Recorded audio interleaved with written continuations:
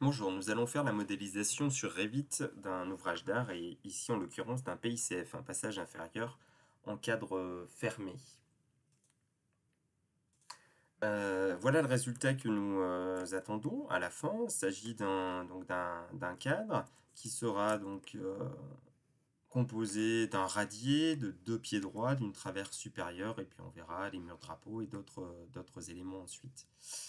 Pour créer cet élément, eh bien, nous allons utiliser un gabarit d'architecture. Bon, la différence serait possible. L'architecture, c'est celui qui va être le modèle basique le plus simple à utiliser ici. Donc voilà, je crée ce premier modèle-là et on va d'abord commencer par du paramétrage avant de modéliser certains éléments. Par exemple, dans les élévations, eh bien, nous allons renommer ici nos différentes vues pour plus de précision. Et puis, particulièrement sur le projet, eh bien, on va redéfinir les niveaux. Alors, comme niveau, vu qu'on veut s'intéresser à un PICF, contrairement à un bâtiment que l'on étudie habituellement, eh bien, les niveaux vont être simplifiés ici. Vous voyez, par exemple, si je zoome sur cette coupe-là, on va définir deux niveaux de référence dans un premier temps. Le niveau inférieur, la rase inférieure du radier, et puis la rase supérieure de la traverse, mais vous voyez qu'elle est inclinée.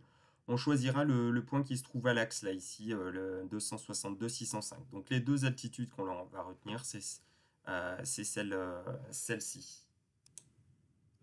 Voilà, alors plutôt que de modifier ici les codes de niveau, ça m'élèverait ces codes de niveau très haut, je vais utiliser le point de référence du projet. Donc pour ça, je vais venir voir dans les remplacements et visibilité graphique, sinon VV comme raccourci clavier. Et au niveau du site, hop, c'est tout en bas, je vais définir le point topo, point de base du projet et point topo. Voilà, donc ils vont s'afficher ici. Et donc sur le point de base du projet, comme élévation, je vais lui donner l'altitude, le 255,92, qui est la rase inférieure du radier que j'avais tout à l'heure. Hop, mince, j'aurais dû donner, pardon, euh, je reviens, moins cette cote-là en négatif, moins 255,92. Voilà, et comme ça, mon niveau 0 euh, se trouve bien à la cote de 155,92. Ensuite, la rase supérieure de la traverse supérieure, eh bien, il était à 262,605. Il va se trouver ici. Et cette ligne-là, on peut, dans un premier temps, la supprimer. On verra si on aura besoin, pardon, si on a besoin de définir un autre niveau par la suite. Donc voilà nos deux niveaux.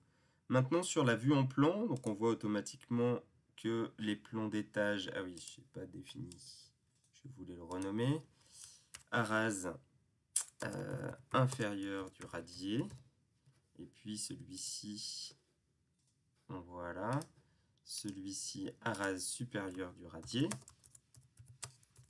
de la traverse, pardon, tac. Voilà, donc il me renomme automatiquement les vues que j'ai ici.